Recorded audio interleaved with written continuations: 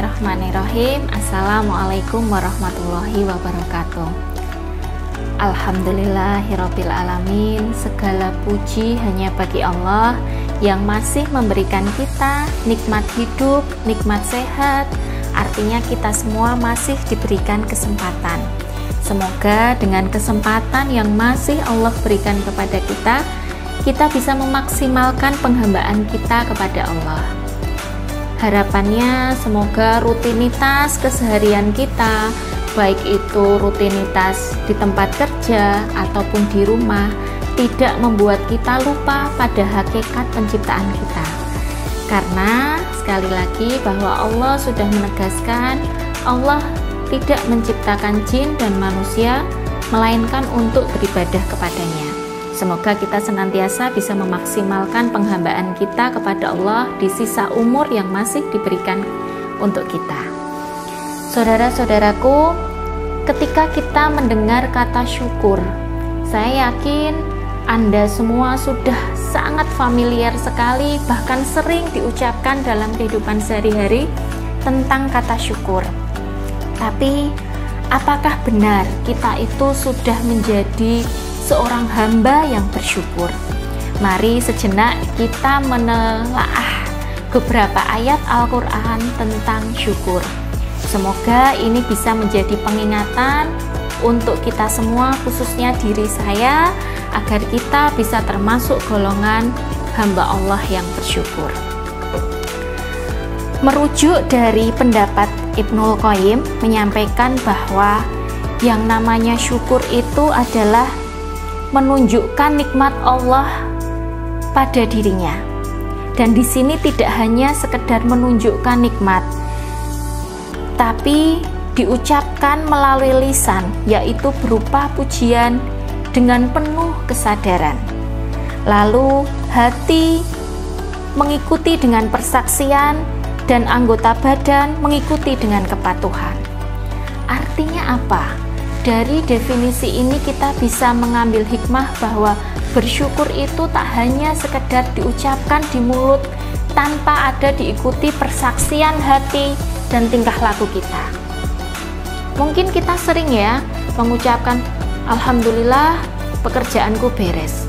Tapi bisa jadi apa yang kita ucapkan itu belum masuk pada definisi syukur karena tidak adanya kehadiran hati. Jadi bersyukur itu tidak hanya sekedar ucapan saja, tapi kita juga menyaksikan dalam hati kita bahwa Allah sudah memberikan nikmat kepada kita dan juga diikuti oleh perbuatan, yaitu berupa kepatuhan kepada Allah. Lawan dari syukur adalah kufur. Saya yakin saudara-saudara semua juga sudah familiar sekali dengan istilah kufur. Bahwa kufur di sini adalah enggan menyadari bahwa nikmat yang didapat itu adalah dari Allah. Al-Quran menyebutkan secara gamblang contoh orang yang kufur melalui kisah Qorun. Di dalam surat Al-Qasas ayat 78 disebutkan bahwa Qorun mengatakan, sungguh harta kenikmatan yang aku miliki aku dapatkan dari ilmu yang aku miliki. Jadi jangan sampai dalam keseharian kita menganggap bahwa capaian-capaian kita dapatkan itu adalah karena diri kita. Karena jika kita merasa seperti itu, kita akan terjebak pada rasa sombong dan juga mengkufuri nikmat yang sudah Allah berikan kepada kita. Sering ya kita itu merasa, misalkan kita memiliki anak yang solih, lantas kita beranggapan, wah, anakku solih karena aku didik dengan baik. Institusi ini maju karena kerja kerasku. Nah, itu semua menunjukkan bahwa sebenarnya kita sudah mengkufuri nikmat-nikmat yang Allah berikan. Ingat saudaraku, bahwa semua capaian-capaian yang kita miliki, apa yang kita dapatkan itu bukan karena kita, tapi semata karena Allah mengizinkan itu terjadi. Nah, lalu sekarang kita akan menengok beberapa ayat yang berkaitan dengan syukur. Ayat yang sangat familiar sekali ketika kita membahas rasa syukur itu adalah surat Ibrahim ayat ke-7, di mana disebutkan, dan ingatlah ketika Tuhanmu memaklumkan, sesungguhnya jika kamu bersyukur, niscaya kami akan menambah nikmat kepadamu. Tetapi jika kamu mengingkari nikmatku, maka sesungguhnya azabku sangat pedih. Nah, seringkali kita hanya menganggap lalu ayat ini. Tapi coba saudara-saudara mentadaburi ayat yang lain, yaitu ayat di surat Saba ayat 13. Di situ disebutkan bahwa Allah berfirman, sedikit sekali dari hamba-hambaku yang bersyukur. Artinya apa, saudara-saudaraku? Ternyata sebagian besar manusia itu adalah orang-orang yang tidak bersyukur. Jadi akan banyak manusia yang akan mendapatkan azab dari Allah. Karena kita mencoba kaitkan antara surat Ibrahim ayat ke-7 dan surat Saba ayat 13. Di surat Ibrahim di ayat 7 Allah sudah tegas menyatakan bahwa jika kita mengingkari nikmat Allah, maka azab Allah itu sangat pedih. Di ayat Saba disebutkan sedikit sekali dari hamba-hambaku yang bersyukur. Artinya sebagian besar manusia itu akan mendapatkan azab Allah. Karena apa?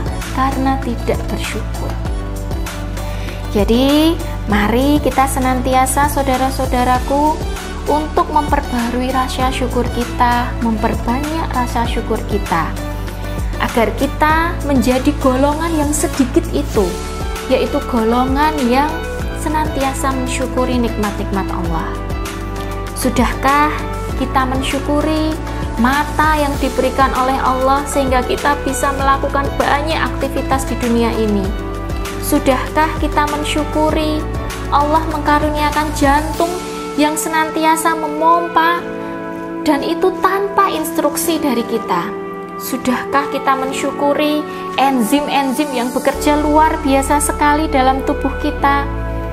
Peredaran darah yang sedemikian kompleksnya, semuanya harus kita syukuri. Karena memang ketika kita mencoba menghitung-hitung, menyebut-nyebut nikmat Allah, niscaya kita memang tak akan pernah sanggup untuk menghitungnya. Mari kita senantiasa mensyukuri apapun yang ada pada diri kita, apa yang sudah Allah berikan kepada kita, senantiasa kita syukuri. Semoga ini bisa menjauhkan diri kita dari sifat kufur. Mungkin itu yang bisa saya sampaikan. Semoga kita sama-sama bisa berlomba-lomba untuk memperbanyak amal-amal solih. Semoga Allah berkenan mengizinkan kita, memasukkan kita menjadi golongan hamba Allah yang bersyukur. Dan semoga dengan adanya rasa syukur yang senantiasa ada dalam hati kita, kita bisa mendapatkan ridho Allah Subhanahu wa Ta'ala. Assalamualaikum warahmatullahi wabarakatuh.